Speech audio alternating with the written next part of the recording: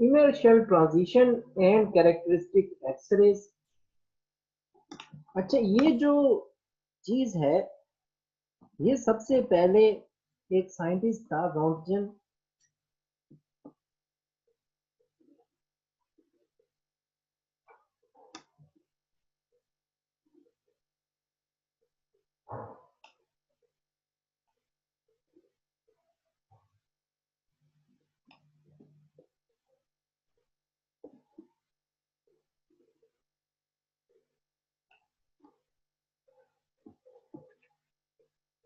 Röntgen ने 1895 में सबसे पहले इसको ऑब्जर्व किया।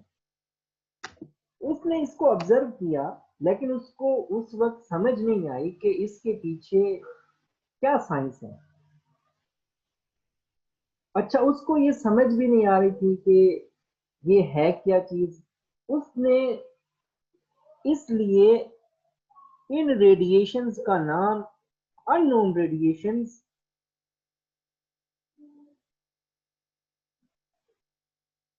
जैसे आप मैथ में जानते हैं अननोन जहां पर भी होता है हम उसकी जगह एक्स लिख देते हैं, इसलिए जो रेज उसको रिसीव हुई उसने उनका नाम अननोन रेडिएशन थी। उनके बारे में उसे पता नहीं था कि ये किस किस्म की रेडिएशन है, ये रेडिएशंस आ कहां से रही हैं।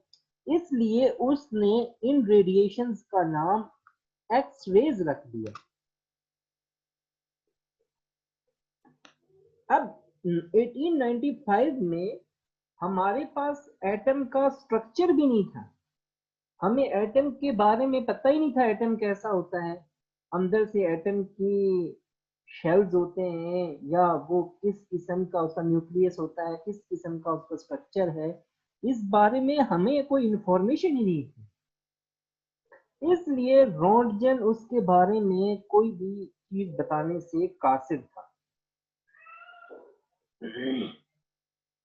अच्छा, इन रेडिएशंस को देखने के लिए जब इसने पहले सबसे ऑब्जर्व की, उसने इन रेडिएशंस के आगे अपना हाथ रखा।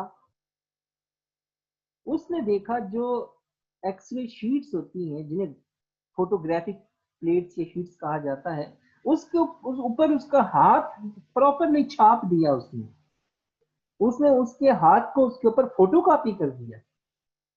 यहां से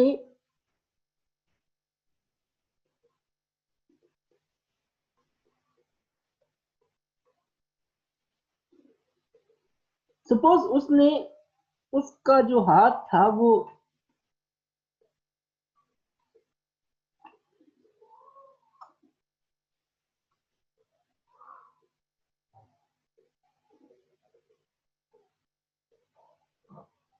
ऐसे उसने हाथ छाप दिया उसके ऊपर। अब यहां से गस लगाया जा सकता है कि वो वाला पोर्शन, जैसे यहाँ पर फॉर एग्जांपल कुछ ऐसे स्ट्रक्चर है हाथ का या किसी बॉडी पार्ट का, कि जहां जहां से रेडिएशन पास कर सकती हैं वो वाला पोर्शन ब्लैक हो जाता है उसमें। आप एक्सरे शीट को अगर गौर से देखें, और जहां पर बूंस होती हैं उन बूंस वाली जगह पर वो थोड़ा थोड़ा वाइट वाइट नजर आता है।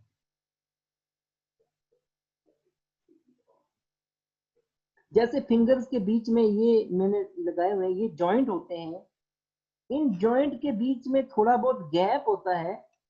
वो एक्सरे रेडिएशन इन जॉइंट्स में से पास कर जाती है और हमें ये जो जॉइंट्स हैं ये बिल्कुल प्रॉपरली नजर आ रहे होते हैं। हालांकि ये जो पोर्शन है ये नजर नहीं आ रहा होता है, ये भी नजर नहीं आ रहा होता, ये वाइट वाइट किया होता है। इसका मतलब ये है ये रेडिएशंस बोन्स में से पास नहीं कर सकती है।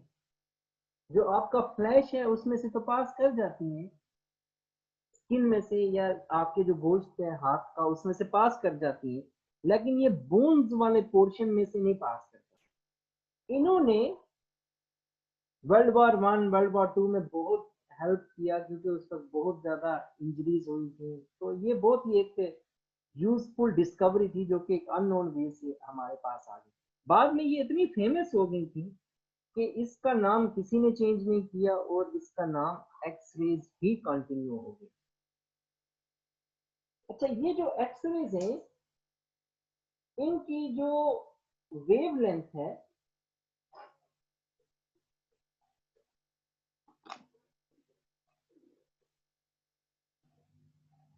ये 1 × 10⁻⁻10 से लेकर 0.5 × 10⁻⁻10 और कहीं पर -10 को हम एंगस्ट्रम भी लिख सकते हैं। तो ये 1 एंगस्ट्रम से लेकर 0.5 एंगस्ट्रम इसकी रेंज है। ये इतनी वेवलेंथ की रेडिएशंस होती हैं। अच्छा, इन रेडिएशंस को अगर समझना हो तो उसका तरीकाकार क्या है? उसमें सबसे पहले हम जो चीजें कंसीडर करते हैं उसमें हम एक हैवी मेटल्स कंसीडर करते हैं।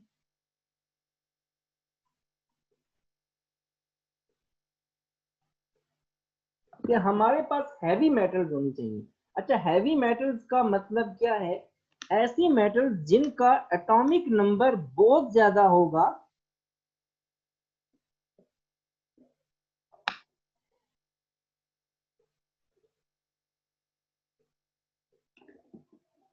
जिनका एटॉमिक नंबर ज्यादा होगा वो वाली मेटल हमने कंसीडर करनी है। और उसमें जो हम प्रोसेस यूज करते हैं उसको कहते हैं इनर शेल ट्रांजिशन।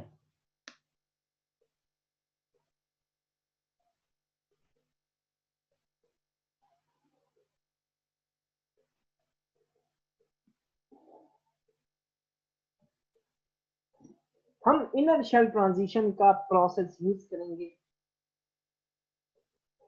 अब ये क्या चीजें होती हैं, वन बाय वन में ये आपको एक्सप्लेन करता हूं।